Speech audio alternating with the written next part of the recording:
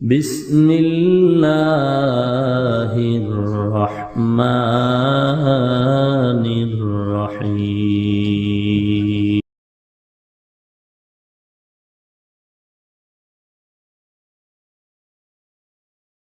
ভাইরা আমার, আল্লাহ পাক বলেন, হে মুমিন, আমি আল্লাহকে ভয় কর এবং সাদিকিনদের বন্ধু হয়ে যাও।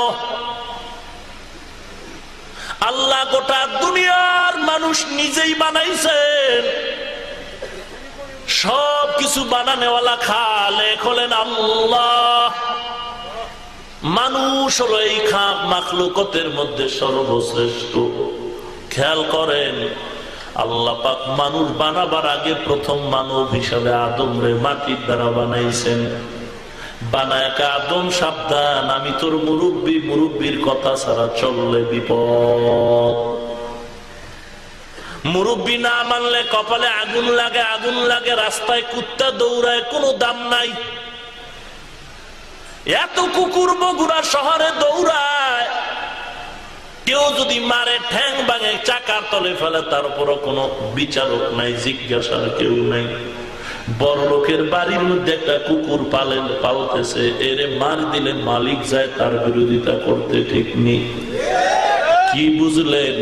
রাস্তার কুকুরের কোনো দাম নাই, কারণ তার পেছনে কোনো মালিক নাই। বাড়ির মধ্যে কুকুরের কেন এত দাম? বলে তার পেছনে মালিক আছে। ওরে বান্দা, জঙ্গলের গরু ছাগলের দাম নাই, বাড়ির গরু ছাগলের দাম। জঙ্গলের হরিণের দাম নাই, পালা হরিণের দাম। জঙ্গলার হিংস্র প্রাণীর দাম নাই, বাড়ির প্রাণীর দাম আছে। আকাশে পাখি ওরে কোনো দাম নাই, খাঁচার পাখির বড় অনেক দাম। একটু যদি আঘাত করে বিচারের জন্য দাঁড়াইতে হয়। ওরে যেই বান্দা আল্লাহর মুরব্বি ছাড়া মন মতো জিন্দেগি চালায়, এর কোনো দাম নাই, কোনো দাম নাই। যেই বান্দা আল্লাহর মোহাব্বত নিয়ে চলে, মুরব্বি মেনে চলে, তার দাম ফেরেশতার চেয়েও অনেক বেশি। আল্লাহ আদমরে বানায়, আমি তোর মুরব্বি, সাবধান। মুরব্বির আদেশ মানা লাগবে, সাবধান। আদমকে বানাইয়া আদমের পাজরের হাড্ডি থেকে আম্মা জান হাওয়া আলাইহা সালামকে বানালেন। আম্মা জান হাওয়া আলাইহা সালামকে বানাবার পরে আল্লাহ পাক একটা নির্দেশনা দিলেন, ইয়া আদম উসকুন আনতা ওয়া যাওজুকাল জান্নাহ ওয়া কুলা মিনহা রাগাদান হাইসু শিতুমা ওয়া লা তাকরাবা হাযিহিশ শাজারা ফাতাকুনা মিনাজ জালিমিন।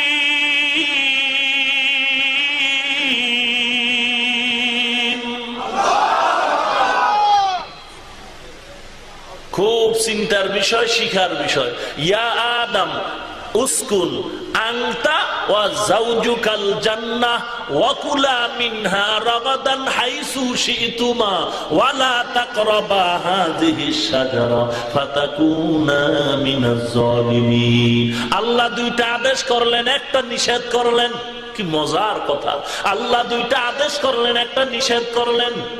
সব আল্লাহর বান্দা, সব আল্লাহর বান্দা, আদম নবীর সন্তান, সবাই জান্নাত পাবে না। 10 সন্তান, একই মায়ের একই বাবা, সব সন্তান মা বাবার দোয়া পায় না। কারণ কি? ওই সন্তানই মা বাবার দোয়া পায় যেই সন্তান মা বাবার কথা মতো চলে। সব সন্তান বাবার দোয়া পায় না, ওই সন্তান মা বাবার দোয়া পায় যেই সন্তান মা বাবারে মেনে চলে। সব আল্লাহর বান্দা, সব বান্দা জান্নাত পাবে না, ওই বান্দা জান্নাত পাবে যে আল্লাহকে মেনে চলে। হে আদম, দুইটা আদেশের এক নাম্বার হলো, থাকো তুমি এবং তোমার বিবি জান্নাতে, খাও তোমরা দুজনে মনে যা চায়। আমার কথা বুঝেন আপনারা? ট্যাবলেট দিতেছি, ট্যাবলেট। খুব খেয়াল করেন, দুইটা আদেশ করলেন, একটা নিষেধ করলেন। থাকার একটা আদেশ, খানার একটা আদেশ। খুব খেয়াল করেন। আনতা ওয়া যাওজুকাল জান্নাতা, থাকো তুমি এবং তোমার বিবি জান্নাতে, খাও তোমরা দুজনে মনে যা চায়। বললেন এক ভঙ্গিতে, খানার বেলায় বললেন আলাদা ভঙ্গিতে, থাকার কথা বললেন তুমি এবং তোমার বিবি, খানার বেলায় তুমি আর তোমার বিবি না, দোনোজনে খাও। বলতে গিয়া যখন ভঙ্গি আলাদা, তাহলে বুঝার ব্যাপারটাও আলাদা না? কথা বলেন, বুঝার চেষ্টা করেন। এ নারীর দল, ও মা, ও বোনেরা, মা বোন আসেনি বগুড়ায়? কথা বলেন না কেন? এ পর্দার অন্তরালের মা, এ মা, এ পর্দার আড়ালের বোনেরা, কে বলেছে, কে বলেছে, কোন চোর বলেছে, কোন লম্পট বলেছে, কোন বাটপার বলেছে মহিলাদের, নারীদের ইসলাম অধিকার দেয় না, সম্মান দেয় নাই? ইসলাম ছাড়া ভিন্ন কোন জাতি, বর্ণ, ধর্ম কেউ নারীর সম্মান দেয় নাই। আল্লাহর কসম একবার, আল্লাহর কসম দুইবার, আল্লাহর কসম তিনবার, ইসলাম ছাড়া নারীর সম্মান পুরুষের থেকে দুনিয়াতে আর কেউ বাড়াতে পারে নাই, পারে নাই। যারা বলে ইসলাম নারীর অধিকার দেয় না, সম্মান দেয় নাই, ওরা গ্রামের ভাষায় লুচ্চা, আর শালীন ভাষা হলো ওরা মানবাধিকার লঙ্ঘনকারী, এহুদির দালাল। ওরা চায় মা বোনদের বেপরদায় রাস্তায় নামাইয়া পণ্য হিসাবে ব্যবহার করবে। হিন্দুদের ধর্মের আইন পড়বাও না, লেখবাও না, বই পুস্তক দেখবাও না, আবার উল্টা গালি দিবা, এতে কোনো দোষ নাই। আকাম করবা, কোনো দোষ নাই। আমি মোল্লা বললেই দোষ। এটা মগের মুল্লুক নাকি? তুমি দিন রাত আকাম করতেছো, এতে কোনো দোষ নাই, আমি বললেই দোষ। আজীব ব্যাপার। হিন্দুদের আইন হলো বাপ মারা যাবে, সম্পদ পাবে ছেলে, মেয়ে পাবে না। খ্রিস্টানদের আইন হলো বাপ মারা যাবে, সম্পদ পাবে ছেলে, মেয়ে পাবে না। ইসলাম বলে না, ছেলে যদি 2 টাকা পায়, মেয়ে পাবে 1 টাকা। পায় না, না, আমগো মেমোরিতে ধরে না, 1 টাকাও ইসলাম ঠগাইছে। না, না, মেয়েটা 1 টাকা পাইয়াও 2 টাকার থেকে বেশি পাইছে। এইটা বুঝবা কেমনে? তার যদি ছেড়ে যায় বুঝবা না। যদি বুঝতে চাও একটু গভীর ভাবে নজর করো। কিন্তু বুঝবা কেমনে, বুঝবা কেমনে? আমার মা বোনের হাজার হাজার ডিগ্রি যদি নাও, ডিগ্রি নিছো 40, 50, 60টা, অনেক ডিগ্রি, অনেক ডিগ্রি, অনেক ডিগ্রি, অনেক ডিগ্রি যদি নাও, হে মা, যত ডিগ্রি নাও, জ্ঞান কিন্তু পুরুষের থেকে অর্ধেক জ্ঞান। বুঝতে একটু সময় লাগবে না? কথা কন না কেন? যত ডিগ্রি মহিলা নেক না কেন, পুরুষের জ্ঞানের বেশি না অর্ধেক। এখানে কোনো বিজ্ঞানের কলম চলবে না, এটা জন্মগত আল্লাহ কলম বাইরেই দিছে। যত ব্যায়াম করো, ভিটামিন খাও, কাম হবে না, শক্তি পুরুষের অর্ধেক। চলবে কারো কলম? কথা বলেন। যতই কোদাল হাতে দিয়া শক্তি বাড়াবার চেষ্টা করো, রাস্তার মাটি মায়ের মাথায় দিয়া যতই শক্তি বাড়াবার চেষ্টা করো, পুরুষের থেকে শক্তি বাড়বে তো বাড়বেই না, বরং জন্মগত শক্তি হলো পুরুষের অর্ধেক। নারীর শক্তি পুরুষের অর্ধেক। এই অর্ধেকটাই অধিকার রক্ষার একমাত্র পরিচিতি। আল্লাহ যদি কবুল করে, ভিন্ন সময়ে বিষয় আলোচনা হবে। ফাঁকে ফাঁকে একটু বলে যাই, এক কথা কসম করে বললাম, কসমের কথা বিশ্বাস না করলে তার ঈমান দুর্বল।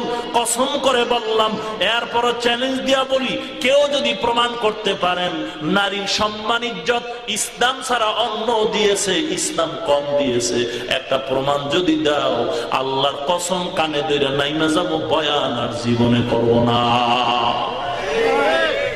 তুমি যেই দলের কথা বলবা, যেই ধর্মের কথা বলবা, যে অমুক ধর্মে নারীর সম্মান ইসলামের থেকে বাড়ায় দিছে, আমি ওই ধর্ম পালন করব, ইসলাম ধর্ম আর পালন করব না।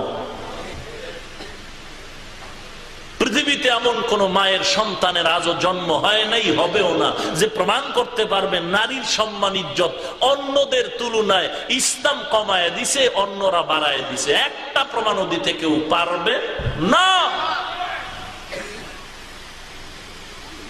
অপর্দার অন্তরালের মা, আল্লাহ আদেশ করলেন প্রথম থাকার ব্যাপারে দুজনার কথা উল্লেখ করলেন, তুমি এবং তোমার বিবি। কি বুঝাইলেন? কয় থাকার বেলায় স্ত্রী স্বামীর অধীন, থাকার ব্যাপারে স্ত্রী স্বামীর অধীন।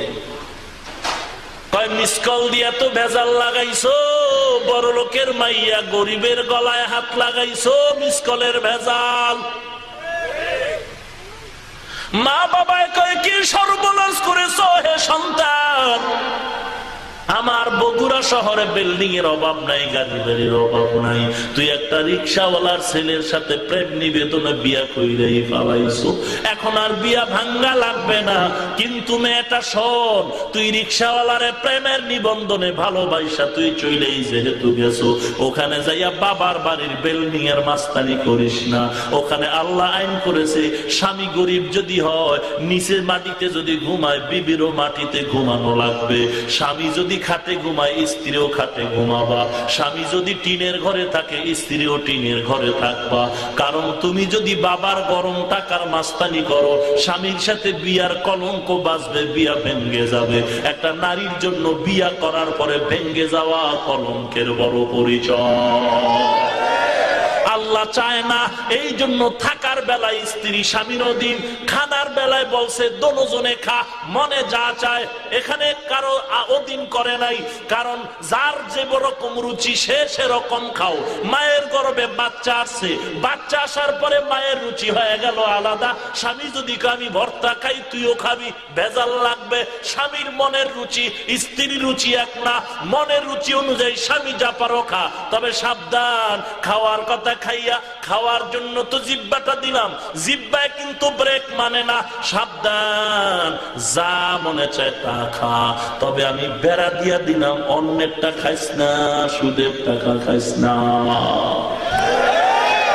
আমি বলছি মনে যা চায় তা খা, তবে নিষিদ্ধ গাছের কাছে যাবি না। আমি বলছি যা মনে চায় তা খাবি, সুদের টাকা খাবি না। আমি বলছি মনে যা চায় তা খাবি, অন্যের হক জুলুম করে খাবি না। রিক্সাওয়ালার ভাড়াটা মারবি না, দোকানওয়ালার দোকানের টাকা বাকি রাখবি না। খা, যার আছে তার ডা খা, গরিবের ডা খাও কা। কয় মরাডারে মারো কা, কয় লড়ে কা। তুই বড় লোকের আছে ওটা খা, মনের মানানো যায়। কিন্তু যেই গরিবের বেতন না দিলে চুলায় আগুন জ্বলে না, একটা কেন খাও, একটা কেন খাও। পাও ধরে বলি জুলুম করিও না রে বাবা। একটা গরিব যদি চুলায় আগুন না জ্বলে আর ক্ষুধার তৃষ্ণায় যদি বলে এই নিঃশ্বাসটার কারণে তোর ফ্যামিলি শুদ্ধ ধ্বংস হয়ে যাবি। গরিবের নিঃশ্বাস বড় কঠিন। খাইতেই যদি চাও বড় লোকেরটা খাও, ওরটা দনমের মতো খাইলেও তো কমতো না, যারটা নাই হেরটা খাও কেন? আল্লাহ আপনি আমাদের সকলকে হেদায়েত দান করেন। আরো আস্তে করে বলেন, আরো আস্তে করে বলেন। কেউ আমাদের সাথে আপনাদের কোনো দুশ্মনী আছে? তাহলে আমাদের উল্টা করেন কেন? কমন মানেন না কেন? আস্তে বলতে বললে জোরে বলেন কেন? হ্যাঁ, ভেজাল তো শুরু হয়ে গেছে। আমাদের কমান মানতে চায় না দেশের জনগণ। আমাদের টুপিওয়ালা, পাগড়িওয়ালা, দাড়িওয়ালার ফতুয়া বাংলার মানুষ অধিকাংশ মজা পায় না। এখন বাংলাদেশের অধিকাংশ মুসলমান প্যান্ট শার্ট টাইওয়ালার ফতুয়ায় বড় মজা পায়। কি দুঃখ, কি দুঃখ গো। সাবধান, আদার ব্যাপারী জাহাজের খবর নিস না, সাবধান। আদার ব্যাপারী জাহাজের খবর নিও না, সাবধান। বগুড়া শহরে ডাক্তার সাহেব চেম্বার খুলে বসছেন। গ্রামের এক পাগল মার্কা রুগী এমবিবিএস ডাক্তারের চেম্বারে ঢুকে কয়, স্যার একটা পেট ব্যথার ট্যাবলেট দেন। কি ব্যথার ট্যাবলেট? এই কথা শুনেননি না? ঘুমান। আপনাদের বগুড়া এমবিবিএস ডাক্তার আসেনি? গ্রামের রুগী স্যার একটা ট্যাবলেট দেন। কিসের? সারে কয় 500 টাকার ভিজিট মার। রুগী কয় ট্যাবলেটের দাম কত? কয় 3.5 টাকা। রোগীর মাথা গরম, কয় চান্দি গরম হয়ে গেল, তার মার ছিঁড়ে গেল নাকি? 3 টাকার ট্যাবলেট খাবো, 500 টাকার ভিজিট, ব্যাপার কি স্যার? কি ব্যাপার? 3 টাকার ট্যাবলেটে 500 টাকার ভিজিট, মগের মূল্য হয়ে গেল নাকি? এত ডিমান্ড কেন? এত ডিমান্ড কেন? এত ডিমান্ড কেন? রুগী কথা কম পা। আমার থেকে যদি 3 টাকার ট্যাবলেট নাও, কলমের খোসায় 500 টাকা দেওয়া লাগবে। যদি 500 টাকা দিতে না চাও, বক বক করিস না, কবিরাজের অভাব নাই, তেল পরা পানি পরা তাবিজ লাগায় খা। কয় কবিরাজের তেল পরা পানি পরা নিব, কিন্তু আপনার ভিজিটা তো বেশি কেন?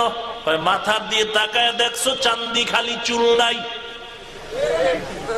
বাবার টাকা পয়সা খরচ করে, রাতের ঘুম নষ্ট করে, বিদেশ গিয়া লেখাপড়া করে করে, মাথা গরম করে, ঘুম নষ্ট করে, MBBS FCPS এর ডিগ্রি নিয়ে আসছি। আমার লেখাপড়ার দাম আছে, একটা কলমের খোসার দাম 500 টাকা। মন চাইলে ট্যাবলেট নিবি, না হয় আমার থেকে দূরে যাবি, সমালোচনা করবি না। রুগী কয় তোমার মতো ডাক্তারের গুল্লি মারি, আমি কালকেই ডাক্তার হয়ে যাইতেছি। এবার রুগী নিজেই ডাক্তার হওয়ার নিয়তে বগুড়ার লাইব্রেরিতে গিয়া কয়, লাইব্রেরিওয়ালা ঔষধের বই আছে নি? হ্যাঁ, একটা বই দে। লাইব্রেরির থেকে একটা ঔষধের বই কিনে বাড়ি যায়। বাড়ি যায় আর জানালা দরওয়াজা আটকায় বই মুখস্থ করে। মাথা ব্যথার ট্যাবলেট কি? কয় ডানের ব্যথার ট্যাবলেট আলাদা, বাম দিকের ব্যথার ট্যাবলেট আলাদা, পেট ব্যথা ডানে করলে ট্যাবলেট আলাদা, বামে করলে ট্যাবলেট আলাদা। এরকম 1 সপ্তাহ শর্ট করছে, বইটারে মুখস্থ করে রেডি হয়ে গেছে। আমি এখন একটা ব্যানার টানায় বসলে রোগী বাঁচাইতে না পারলেও তো মারতে পারবো, অসুবিধা তো আর নাই। এইবার চিপাগল্লির ভিতরে একটা ব্যানার টানায় কয় ভিজিট লাগবে না, আয় তোরা আয়। বগুড়ার চিপাগল্লির ভিতরে একটা ব্যানার টানাইছে, রুগী ডাকতেছে, এক মগা রুগী হাজির। ডাক দিয়ে কয় ও স্যার। স্যার কও বেটা, সার্টিফিকেট নাই। সমস্যা কি? ডাক।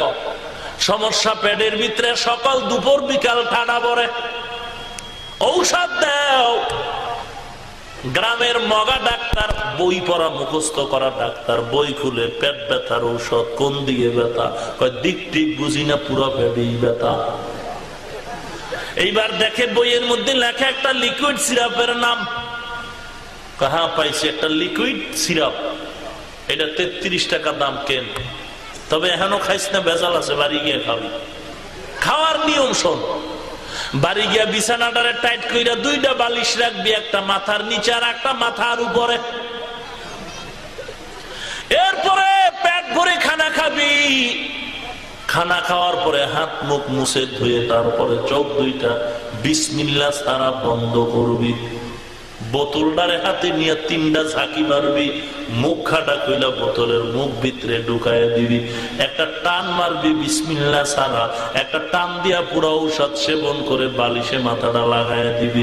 খোদায় যদি রহম করে ব্রেক হইতে দেরি আর হবে না। বলেন এই রোগীর ঔষধে অ্যাকশন হচ্ছে না রিয়াকশন? কথা কয় না? অ্যাকশন না রিয়াকশন?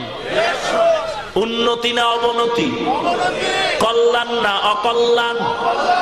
এই উদাহরণ দিয়ে আমি আপনাদের যে কথাটা বুঝাইতে চাইলাম, রোগীর দল লাইব্রেরি থেকে মুসলমান ডাক্তারি বই পইরা যদি ডাক্তার হওয়া যাইতো গো, তাহলে বাবা টাকা পয়সা খরচ করে 30 বছর 20 বছর বিদেশ গিয়া মাথার গাম পায়ে ফেলে লেখাপড়া করে MBBS আর FCPS এর ডিগ্রি আনার কোনো দরকার হতো না। বাংলা বুখারী আর বাংলা কোরআনের তরজমা, উর্দু কোরআনের তরজমা পড়ে যদি ফতুয়া দেওয়া যাইতো আর মুফতি হওয়া যাইতো, তাহলে আমাদের উলামায়ে কেরামদের 20 বছর 15 বছর দেওবন্দে ঘুরে ঘুরে আটার রুটি আর ডাউলের পানি খেয়ে লেখাপড়া করে তাহাজ্জুদ পড়ে কোরআন হাদিস পড়ে আলেম হওয়ার কোনো দরকার হতো না। বাংলা বই বইরেই মুফাসসির, বাংলা বুখারী বইরেই মুহাদ্দিস, উর্দু কোরআনের তাফসীর বইরেই মুফতি। মুক্তাদি যে কেউ হতে পারে, ইমাম যে কেউ হতে পারে না। রিকশাওয়ালা যদি মসজিদে নামাজ চলে মুক্তাদি হয়, যদি ইমামের পেছনে দাঁড়ায় বাধা আছে নাকি? গাঞ্জাখোর যদি মসজিদে নামাজ বাইদা দাঁড়ায় বাধা আছে নাকি? না না, সময় খুবই কম। বলেন বলেন।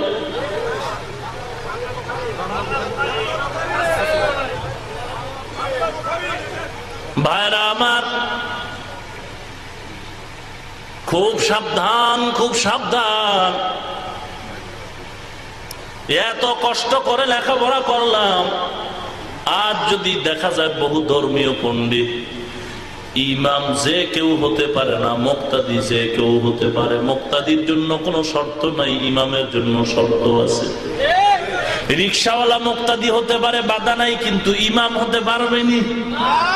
খুব খেয়াল করবেন, ইমাম হওয়ার জন্য শর্ত আছে, মুক্তাদি হওয়ার জন্য কোনো শর্ত নাই।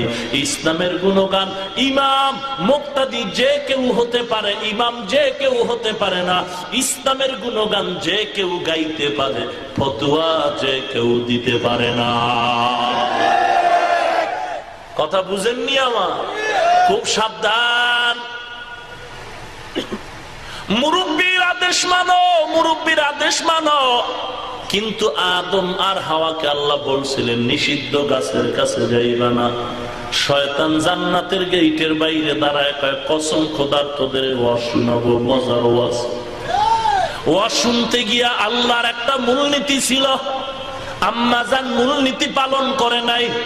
দেখছেন নি, মুরব্বীর আদেশ না মানলেই বিপদ, না মানলেই বিপদ। কি বিপদ? আদেশটা ছিল কোন বক্তার বক্তব্য শোনার আগে একটা মূলনীতি হলো, বক্তা যাচাই করে তার বক্তব্য শুনো। কে বলে তারে যাচাই করো, তারপরে কি বলে শুনো। আমাদের প্রবাদ হলো কি বলে শুনো, কে বলে এটা যাচাই করার দরকার নাই। শরীয়তের বেলায় স্লোগানটা সম্পূর্ণ হারাম। শরীয়তের বেলায় স্লোগান হলো কে বলে তারে আগে যাচাই করো। বলনেওয়ালা যদি ভালো হয়, তার অল্প কথায়ও ফায়দা হবে। বলনেওয়ালা যদি সুন্নতের পোশাক না পরে, কোরআন সহি না জানে, ও 6 ঘন্টা লেকচার দিলেও কোনো ফায়দা হবে না, বেজাল হবে। বক্তা যাচাই না করে বক্তব্য শুনবা না, এটা ইসলামের মূলনীতি। ওয়াইজিনরে যাচাই না করে ওয়াজ শুনবা না, ইসলামের মূলনীতি। আলোচকের আলোচনা, আলোচকরে যাচাই না করে আলোচনা শুনবা না, ইসলামের মূলনীতি। আলোচকরে যাচাই করো, বলনেওয়ালারে যাচাই করো। ওয়াইজিন যদি ভালো হয়, ওয়াজের দ্বারা ফায়দা হবে। বক্তা যদি ভালো হয়, অল্প বয়ানে ফায়দা হবে। লেকচারার যদি ভালো হয়, লেকচারে ফায়দা হবে। অতএব বক্তব্য শোনার আগে বক্তা যাচাই করা লাগবে, ওয়াজ শোনার আগে ওয়াইজিন যাচাই করা লাগবে। ইবলিসের ওয়াজ শুনছে, বক্তা যাচাই করে নাই। আজকেও মানুষ ধ্বংস হইতেছে বক্তা যাচাই না করিয়া। এটি ওয়াজ, কথা কয় না, এটি ওয়াজ। ওয়াজ করব সুলাইমান বিলকিসের প্রেম কাহিনী। ও নবীর উম্মত, বড় দুঃখ, বড় দুঃখ গো। আল্লাহ মানুষ পাঠায় মুরব্বী বানায় দিলেন। আদমরে বললেন তোমার সন্তানের মুরব্বী তুমি, আমার উম্মত গুলো চলার মুরব্বী লাগবে। এক নবী চলে যান, আর এক নবীর আগমন, এক নবী চলে যায়, আর এক নবীর আগমন। উম্মত যেন মুরব্বী হারা না থাকে। এক নবী চলে গেলেন, আর এক নবীর আগমন। পৃথিবীর ইতিহাস ছিল বিশাল একটা ইতিহাস, উজ্জ্বল ইতিহাস। উম্মত যখন মুরব্বী ছেড়ে দিল, তখনই কপাল পুরলো। বলে কোন সময়? ঈসা নবী চলে গেলেন, আমার নবী আসার মাঝখানের সময় উম্মত ছিল মুরব্বী হারা। সবগুলি জাহান্নামী হয়ে গেল, সবগুলি অসভ্য সমাজে পরিণত হলো। কাবাগর তাওয়াফ করে নারী পুরুষ উলঙ্গ হইয়া এরকম রোগে পরিণত হয়ে গেল। নারী পুরুষ যেখানে সেখানে যৌবনের আদান প্রদান করে, কোনো ভাব বিচার নাই। যৌবনের আদান প্রদান যেখানে সেখানে করে, বিয়ার সিস্টেম নাই। যৌবনের প্রমাণে সন্তান গর্ভে চলে, কোনো বাধা নাই, কোনো দোষ নাই। একমাত্র সমস্যা মুরব্বী নাই, মুরব্বী নাই। ঈসা নবী চলে গেলেন, আমার নবী আসবে। মাঝখানের সময় উম্মত ছিল মুরব্বি হারা। এমন একটা সময় তারা রোগী হয়ে গেল, ইতিহাসের পাতায় গোটা দুনিয়া সবাই জানে ওই সময়টা হলো আইয়ামে জাহিলিয়াতের সময়, অন্ধকারের সময়। আমার নবী মুরব্বি হয়ে দুনিয়াতে আসলেন, শেষ মুরব্বি। আমার নবী মুরব্বি ছাড়া চলা যাবে না। আমার নবীর ইন্তেকাল 63 বছরের পরে হলো। আমার নবীর ইন্তেকালের পর, কথা ঘুরায় সংক্ষেপে বলতেছি, আমার নবীর ইন্তেকালের পর সাহাবায়ে কেরামের ভিতরে কান্নার আওয়াজ, নবী নাই, নবী নাই, নবী নাই। ওমর নামের নবীর পাগল তরবারি নিয়ে ঘুরে, যে বলবা নবী নাই তার গর্দান উড়ায় দিব, নবী নাই বললে গর্দান উড়ায় দিব। আমার নবীর দেহ মোবারকটা 3 দিন পর্যন্ত জমিনে দাফন হয় না। বুঝার ব্যাপার, আমার নবীর দেহ মোবারকটা 3 দিন জমিনের উপরে দাফন হয় না। ওমর তরবারি নিয়ে ঘুরে, যে বলবি নবী নাই তার গর্দান উড়াইয়া দিব। আবু বকর দৌড়ায়, ওমর কই কই। আবু বকর ওমরের কানে গিয়া কোরআনের আয়াত শুনায়া দিলেন, ইন্নাকা মাইয়িতুন ওয়া ইন্নাহুম মাইয়িতুন কুল্লু নাফসিন যায়িকাতুল মাউত। আয়াত শুনায়া দেওয়া পরে ওমর আয়াতের ভিতরে মোরাকাবা করলো, তরবারি ফালায়া কান্না, বেহুশ হয়ে গেল। আসলেই তো মরণ হবে, নবীর দাফন হয় না। 3 দিন পর্যন্ত সাহাবায়ে কেরামের ভিতরে কান্নার আওয়াজ। সমস্যা একটা না, সমস্যা অনেক। 1 নাম্বার সমস্যা, আমগো নবীর ছায়ায় আমরা চলছি, একটু ভেজাল লাগলে নবীরে মুরব্বি বানায়া পরামর্শ নিতাম। এখন নবী চলে গেছেন, নবী তো বলে যায় নাই আমার পরে আবু বকর মুরব্বি, আমার পরে ওমর মুরব্বি। কোন হাদিসেও নবী বলেন নাই, আল্লাহও বলে নাই আমার নবীর বিদায়ের পরে কে হবে মুরব্বি। এ কথা কোরআনেও বলা হয় নাই, আমার নবীর বিদায়ের পরে কে হবে মুরব্বি। এ কথা হাদিসেও বলা হয় নাই। সাহাবায়ে কেরাম চিন্তায় পড়ে গেল, আমার নবীর বিদায়ের পর আমরা কার মুরব্বি, কার পরামর্শে চলবো। নবী তো কারো নাম বলে যায় নাই, হাদিসেও বলে নাই, কোরআনেও বলে নাই। পরামর্শ করো কাকে মুরব্বি বানানো যায়। মুরব্বি ছাড়া সমাজ চলবে না। সবাই পরামর্শে বসে গেল। হাদিসের মধ্যে তাকাও, নবীর কোনো ইশারা আছে নাকি? ইশারা কোথায় পাও? এইবার তালাশ করতে করতে পেল, আমার নবী অসুস্থ, বিছানায় পড়ে গেলেন, ইমামতির মুসাল্লায় যাইতে পারেন না। আমার নবী ডেকে বললেন, ও সাহাবায়ে কেরাম, আমি বড় অসুস্থ, আমার সাহাবী আবু বকরকে নামাজ শেষ করতে বলো, ইমামতি করতে বলো। কয়েকজন সাহাবা আমার নবীর কানের মোবারকে আইসা ডাক দিয়া বলেন, পয়গম্বর, আবু বকরের দিলটা নরম, ইমামতি করতে গিয়া কান্নায় নামাজ শেষ করতে পারবে না। ওমরের দিলটা বড় মজবুত, সাহস বেশি, ওমরের ইমাম বানায় দেন। আমার নবী 3 বার বললেন, ওমর না আবু বকর, ওমর না আবু বকর, ওমর না আবু বকর। এখান থেকে বোঝা গেল ওমরের থেকে আবু বকরের সম্মান বেশি, অতএব মুরব্বি হবে আবু বকর। আবু বকরের হাতে হাত লাগাইয়া বায়াত গ্রহণ করি। এখন পর্যন্ত নবী যতদিন থাকবে না, নবীর বিদায়ের পরে আমরা আবু বকরের মরণ পর্যন্ত আমরা প্রধান খলিফা আবু বকরকে বানায় নিলাম। এটা ইজমায়ে সাহাবা। যারা বলো কোরআন মানি, হাদিস মানি, ইজমা মানি না, কিয়াস মানি না, বল তোরা আবু বকরকে প্রধান খলিফা মানো কিনা। যদি বলো মানি, তাহলে কোরআন হাদিসে তো আবু বকর প্রধান খলিফা প্রমাণ নাই। যদি বলো কোরআন মানি, হাদিস মানি, তাহলে আবু বকর তো খলিফা, এটা ইজমায়ে সাহাবা। যদি বলো আবু বকরের খলিফা মানি, তাহলে কোরআন হাদিস ছাড়া তো ইজমাও মানলা। আর যদি বলো আবু বকরকে খলিফা মানি না, কোরআন হাদিস মানি, আমি বলবো তুমি নিশ্চিতভাবে ভণ্ড ভণ্ড ভণ্ড।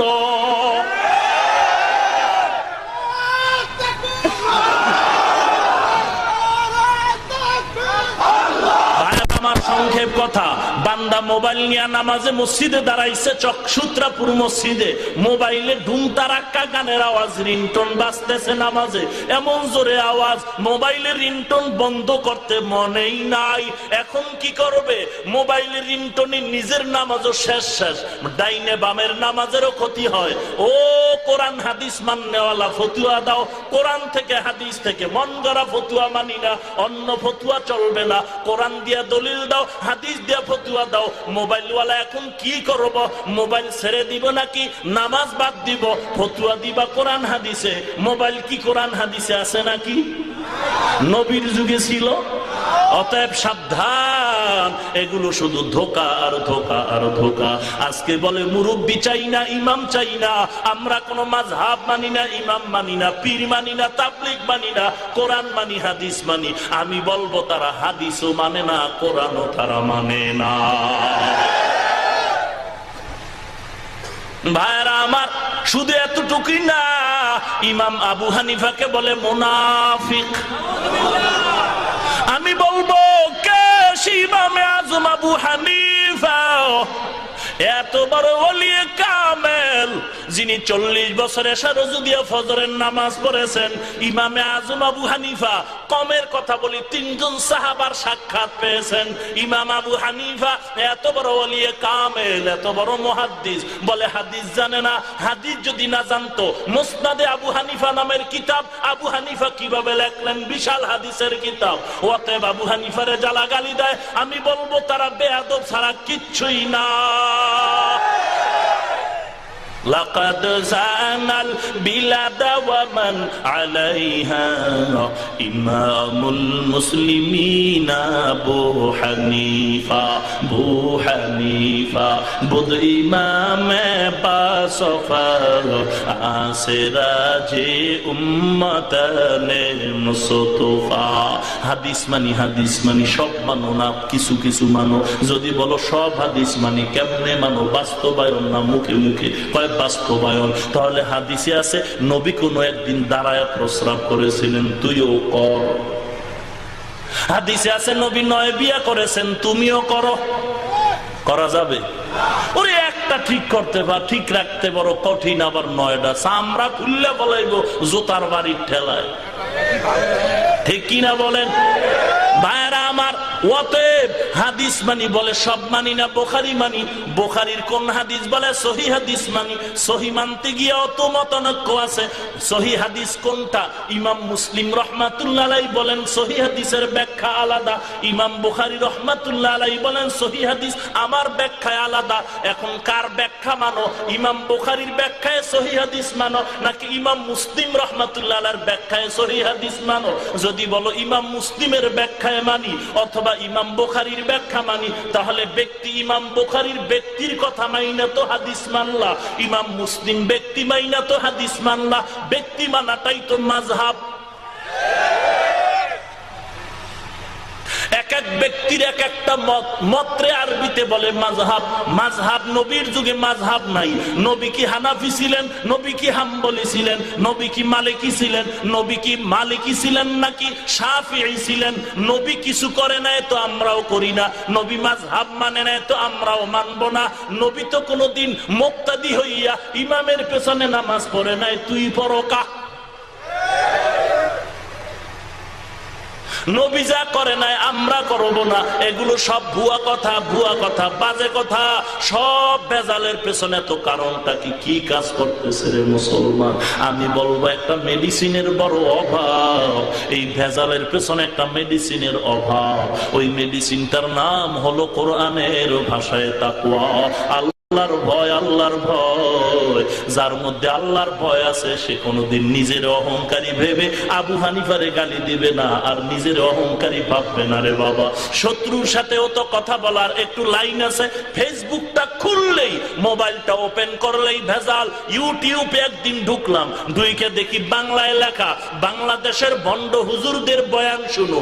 ক্লিক করলাম, বয়ান শুরু হলো 4 মিনিটের হাটাজারির হুজুরের, এরপরে 4 মিনিট জোবায়ের আনসারী, এরপরে 4 মিনিটের বয়ান অলিপুর সাহেবের, এরপরে 2-4 মিনিটের বয়ান খালেদ সাইফুল আইয়ুবী, এরপরে 2-4 মিনিটের বয়ান ওই চরমনের হযরত পীর সাহেব হুজুরের, এরপরে 2-4 মিনিটের বয়ান আমি জামালপুরে 10 সালে বয়ান করেছিলাম, ওই বয়ান ঢুকায় দিছে।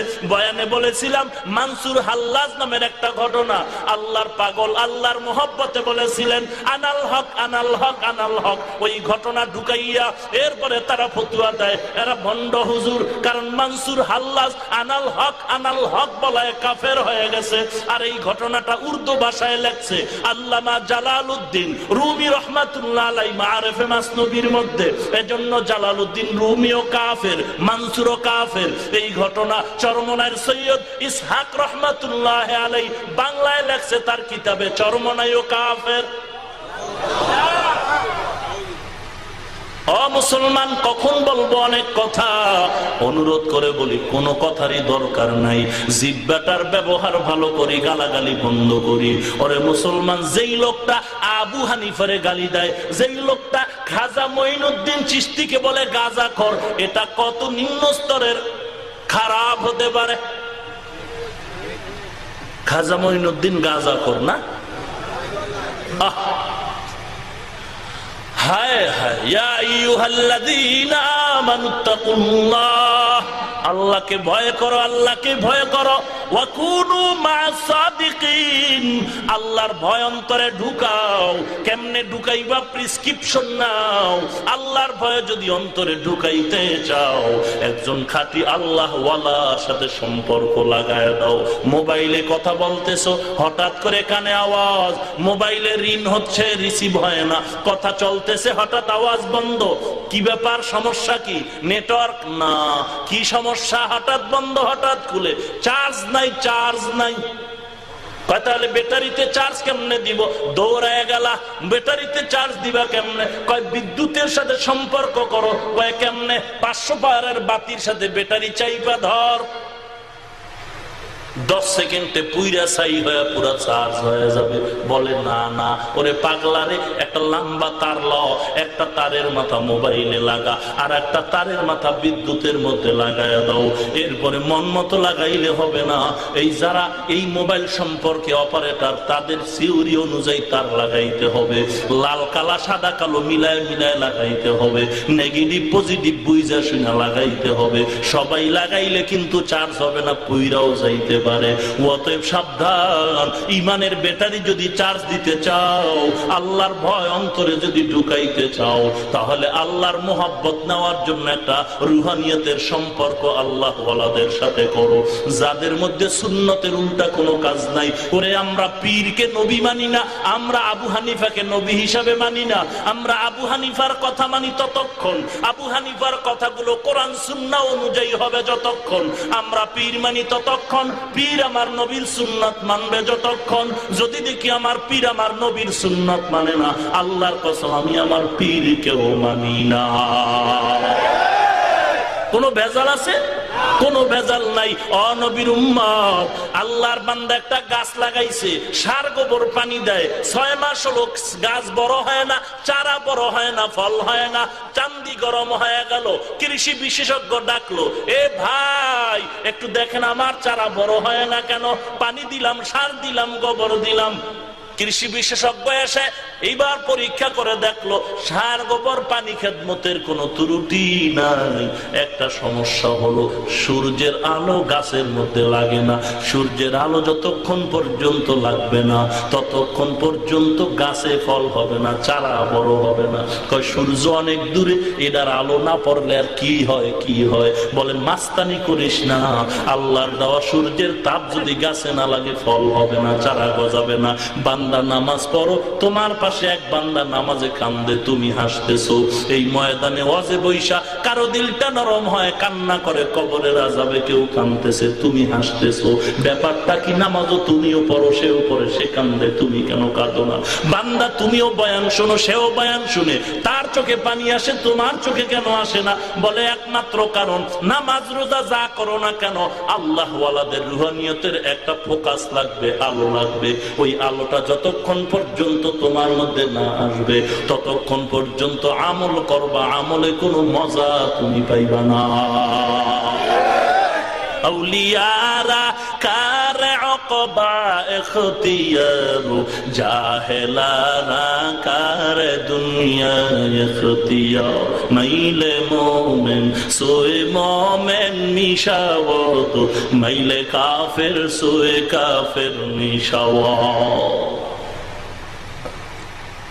তাবলীগের বিরুদ্ধে ফতোয়া দাও,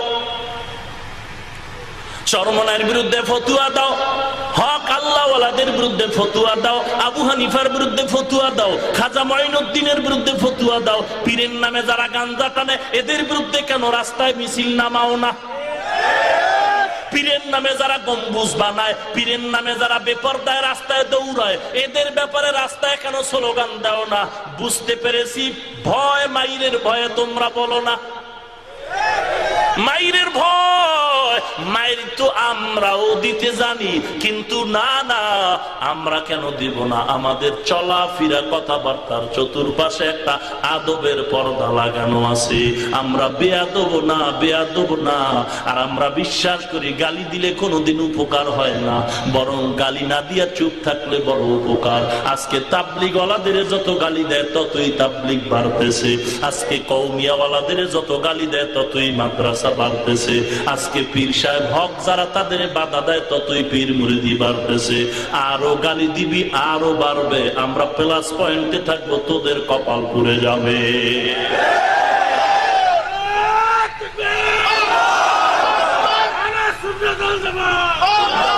ভাইরা আমার, গালাগালি ভালো কাজ? কথা বলেন, কেন গালি দাও ভাই? স্বামী স্ত্রী ঝগড়া লাগেনি? কথা বলেন, ঝগড়া লাগেনি? লাগছে, মানে কঠিন লাগা লাগছে। স্বামী ধমক দিয়ে কয়, এই ম্যাডাম, মাথা গরম হয়ে গেছে, চোখ থেকে খালি ধোঁয়া বের হয়, আমার চোখের আড়াল হ, চোখের আড়াল হ। ম্যাডাম স্বামীর ভয়ে সিঁড়ি বেয়ে উপরে যায়। স্বামী কয়ে, কই যাও? কয়ে ছাদে। কয়ে ছাদে গেলে তালাক। স্ত্রী ভয়ে সিঁড়ি বেয়ে নিচে নামে, নিচে নামলে তালাক। স্ত্রী ভয়ে দাঁড়ায় আছে, স্বামী কয়ে দাঁড়ায় থাকলেও তালাক। স্ত্রী ভয়ে বলে কি করব, স্বামী বলে কি করলেও তালাক। কেমন ম্যানকে সিভায় আটকায় দিছে। নবীর উম্মত, আমি যে কথাটা বুঝাইতে চাই, স্বামী স্ত্রী যতই ঝগড়া লাগুক না কেন, রাগের কারণে কি ঘরটা ভাঙ্গে আলাদা ঘর বানায়? না না না না, যতই ঝগড়া লাগুক না কেন আবার আপোষে সম্পর্ক মিল হয়ে যায়। ওরে তুমি নবীর উম্মত, আমিও নবীর উম্মত, তুমিও টুপি পরো আমিও টুপি পরি, তুমিও মদিনাওয়ালার উম্মত দাবি করো। তুমি তোমার মধ্যে আমার মাসআলা নিয়ে দ্বন্দ্ব থাকতে পারে, ঝগড়া থাকতে পারে, এই কারণে রাগ কইরা তুমি বেঈমানের সাথে তাল মিলাইয়া আমার মতো নবীর উম্মত টুপিওয়ালা জাতি বাইরে গালাগালি করতে পারো না, পারো না, পারো না। বরং তোমার ইমানের দাবি হওয়া দরকার, তুমি বেঈমান উল্টা জানানো দরকার ছিল। এ নবীরে গালি দাও না বেঈমানের বাচ্চারা, এ কোরআনের বিরুদ্ধে কথা বলনেওয়ালা বেঈমানের দলেরা, আমরা টুপিওয়ালারা যত ঝগড়া করি না কেন, আমাদের পরস্পরের দ্বন্দ্ব যত থাকুক না কেন, এই দ্বন্দ্ব কিছুই না, কিছুই না। নবীর দুশ্মন গুলোরে সাইজ করতে গিয়া, নবীর দুশ্মন গুলোরে ফাঁসির মঞ্চে ঝুলাইতে গিয়া আমরা দ্বন্দ্ব ভুলে যাব।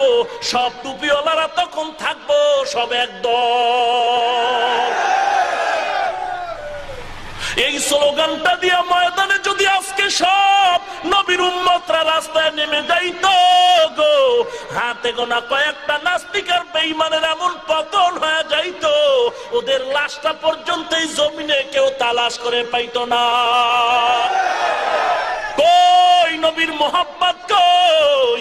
তুমি দলের মোহাব্বতে পাগল হইয়া তুমিও ভালোবাসা কায়েম করতে গিয়া দাড়িটা কামাও, তুমি ভালোবাসা পাইতে গিয়া ভালোবাসার মানুষটারে খুশি করতে গিয়া তুমি টুপি মাথায় দিতে পারো না। আমিও ভালোবাসার মধ্যে চলতেছি, আমি টুপিওয়ালাও ভালোবাসার পাগল। আমার ভালোবাসার লোকটারে পাইতে গিয়া আমি দাড়ি ছাড়তে পারি না, আমি ভালোবাসা ঠিক রাখতে গিয়া টুপি ছাড়তে পারি না, আমি ভালোবাসা ঠিক রাখতে গিয়া গাঞ্জা খাইতে পারি না। তুমি তোমার ভালোবাসা ঠিক রাখতে গিয়া তার বিরুদ্ধে কথা বললে যেমন লাঠি লয়া দাঁড়ায় যাও, তোমার দলের বিরুদ্ধে কথা বললে মনটা খারাপ করো, তোমার নেতার বিরুদ্ধে কথা বললে মনে কষ্ট পাও, কারণ তুমি তারে বেশি ভালোবাসো। আমি মদিনাওয়ালার উম্মত, আমি মদিনাওয়ালারে ভালোবাসতে গিয়া টুপি মাথায় দিলাম, দাড়ি রাখলাম, লম্বা জামা পরলাম, আমি মদিনাওয়ালার উম্মত। আমার নবীরে যখন গালি দাও তখন আমার মোহব্বতে, নবীর মোহব্বতে মনটা চায় তোরে জবাই করে টুকরা বানায় কুত্তার নাস্তা বানায় দেই।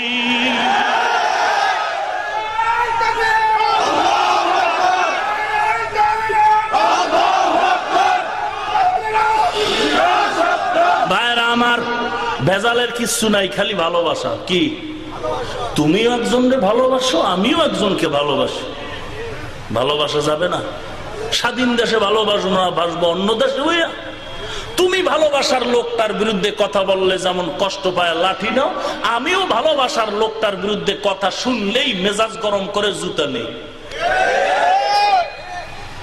এখানে কঠিন কিছু না, একটা ভালোবাসা মাঝখানে ভেজাল লাগাইতেছে।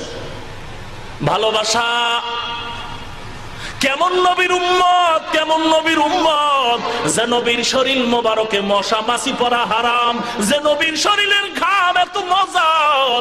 আম্মা জানা আয়েশা বলেন নবীর ঘাম মোবারক গুলো বোতলে ভরে রাখতাম, আর আমরা বড় বড় বিবাহের অনুষ্ঠানে নবীর ঘাম গুলো মেশক হিসাবে ব্যবহার করতাম। কেমন নবী, কেমন নবী, কেমন নবী গো আমার, যেই নবীর মদিনার জিন্দেগির এত সুন্দর দাম, যে নবী মদিনার রওজায় ঘুমায় আছেন, ওই রওজার এত দাম, আর কুরসি লৌহ কলম এক পালায় দিলে নবীর রওজার দুলার সমান দাম হবে না। মদিনার জিন্দেগিতে 70 বছর 70 বছর 70 বছর ইমাম মালিক জীবন কাটাইলেন, জীবনে জুতা পরে না। হ্যাঁ, ইমাম মালিক মদিনার জিন্দেগিতে 70 বছর পায়ে কেন জুতা পরেন না?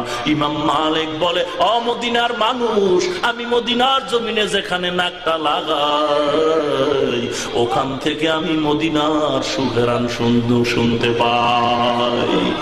মদিনা নাম কত সুন্দর,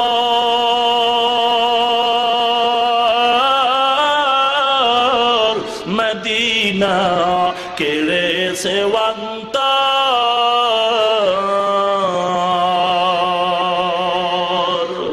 মদিনা নাম কত সুন্দর,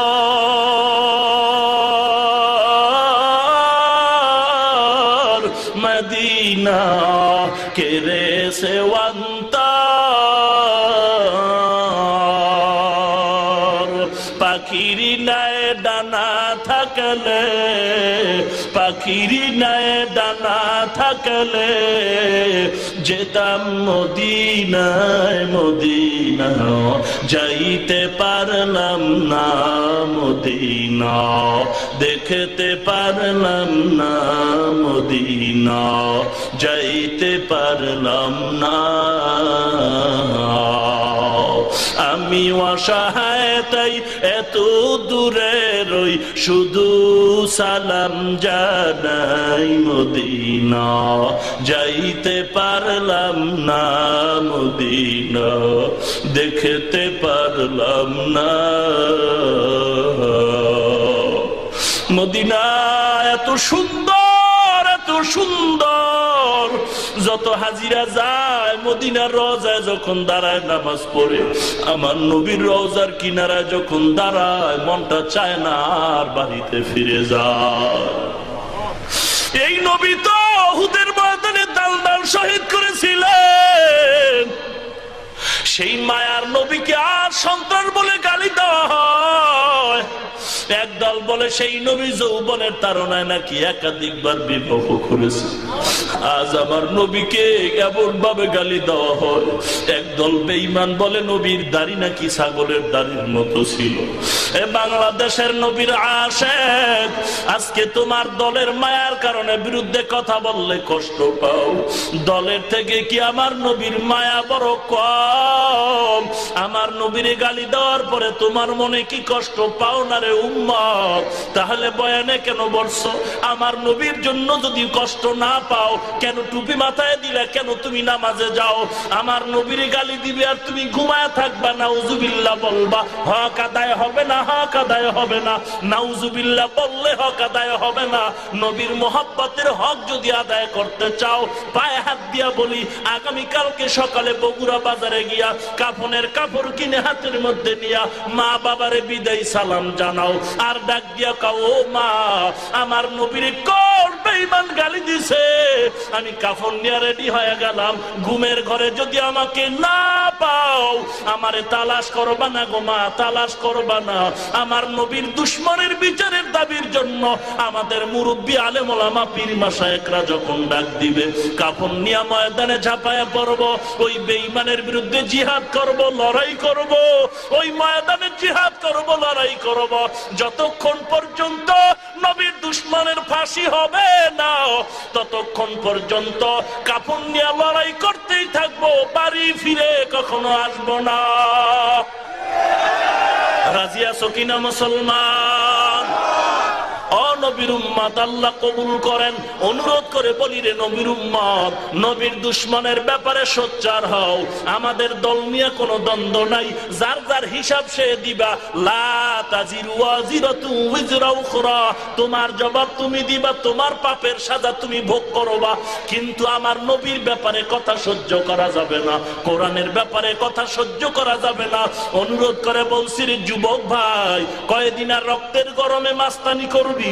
বাসের তলে চায়া দেখ যুবকের লাশ। এই গতকালকের খবর 25 জনের লাশ জায়গায় হয়ে গেল।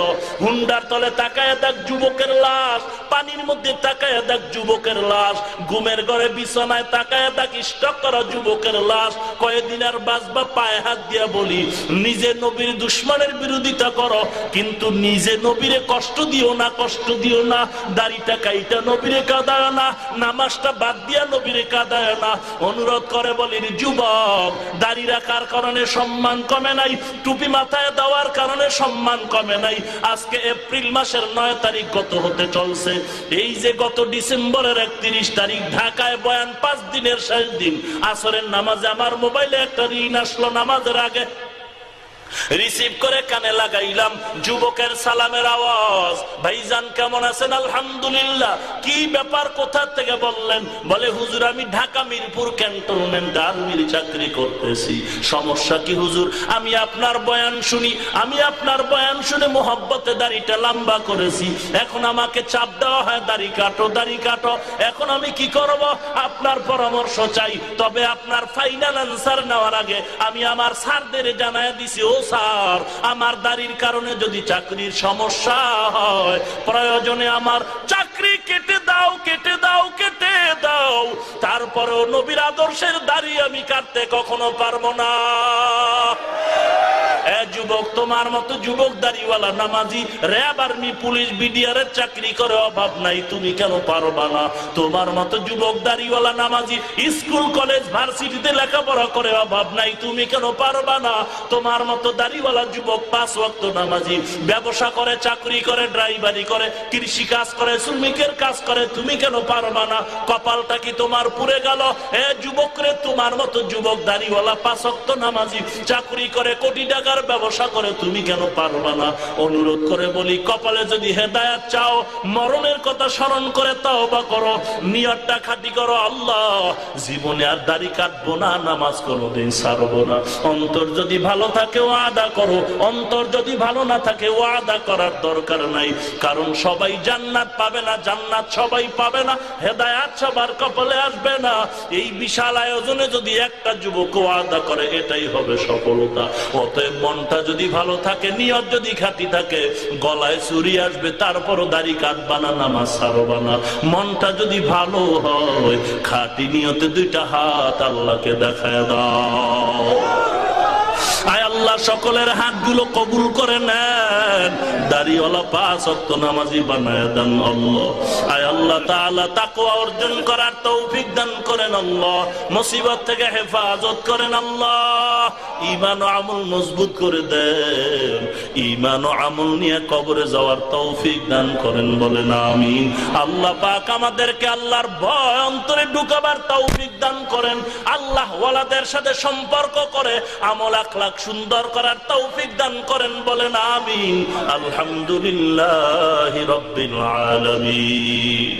রব্বানা যালামনা আনফুসানা ওয়া ইন লাম তাগফির লানা ওয়া তারহামনা লানাকুনান্না মিনাল খাসিরিন। রব্বানা আতিনা ফিদ দুনিয়া হাসানাতাও ওয়া ফিল আখিরাতি হাসানাতাও ওয়া কিনা আযাবান নার। সবাই মা বাবার জন্য দোয়াটা পড়েন প্রাণটা ভরে। রব্বির হামহুমা কামা রব্বায়ানি সগীরা, রব্বির হামহুমা কামা রব্বায়ানি সগীরা, রব্বির হামহুমা كما ربياني صغيرا اللهم إنك عفو تحب العفو فاعف عني يا أرحم الراحمين يا أرحم الراحمين يا أرحم الراحمين اللهم اجعلني في عيني صغيرا وفي أعين الناس كبيرا اللهم اكفناهم بما شئت اللهم إنا نجعلك في نحورهم ونعوذ بك من شرورهم اللهم اجعلني من المستجابين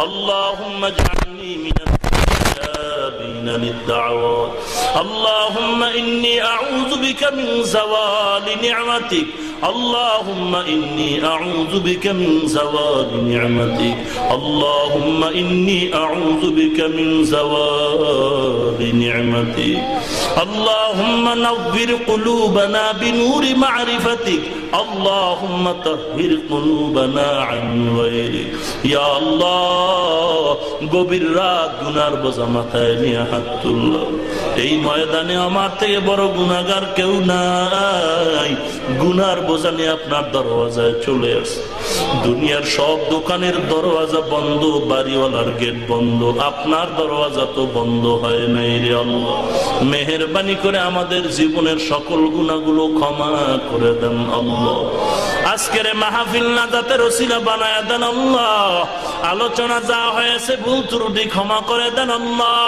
বাকি কথাগুলো সহি তরিকায় আমলের তৌফিক দান করেন আল্লাহ সওয়াবটুকু কোটি কোটি কোটি গুণে বাড়ায় নবীজির রওজা মুবারকে পৌঁছায় দেন আল্লাহ আদম নবী থেকে আজ পর্যন্ত আম্বিয়া কেরাম সাহাবায়ে কেরাম শুহাদায়ে কেরাম আউলিয়া কেরাম যারা কবরে সকলের রূহের উপরে পৌঁছায় দেন আল্লাহ আজকের মাহফিল নাজাতের ওসিলা বানায় দেন আল্লাহ এই মাহফিলের জন্য যারা কষ্ট করে আয়োজন করেছে মাইক লাইট প্যান্ডেল করে টাকা পয়সা পরামর্শ দিয়ে একজনের হাত খালি ফেরত দিয়েন না গো আল্লাহ এই মাহফিল নাজাত ও হেদায়েতের ওসিলা বানায় দেন আল্লাহ আয় আল্লাহ তাআলা আমাদের সকলের জিন্দেগীর গুনাহগুলো ক্ষমা করেন আল্লাহ আয় আল্লাহ পাঁচ ওয়াক্ত নামাজি বানায় দেন আল্লাহ যারা ব্যবসা করে চাকরি করে লেখাপড়া করে সফলতা পরীক্ষার্থী সফলতা দান করেন আয় আল্লাহ যারা অভাবী অভাব দূর করে দেন ঋণ আদায়ের ব্যবস্থা করেন আল্লাহ আয় আল্লাহ যারা ব্যবসা করে চাকরি করে কবুল করেন আল্লাহ হালাল রিজিকের ব্যবস্থা করেন হারাম থেকে বাঁচায় দেন আল্লাহ সমস্ত মাদ্রাসাগুলো কবুল করে নেন আল্লাহ সমস্ত মসজিদ গুলো কবুল করে নেন আল্লাহ ইমাম মুক্তাদি মুয়াজ্জিন খাদেম মুসলিয়ানে কেরাম কমিটি মহোদয় কবুল করেন আল্লাহ আয় আল্লাহ মাদ্রাসার তালিবুল ইলম আসাতাজায়ে কেরাম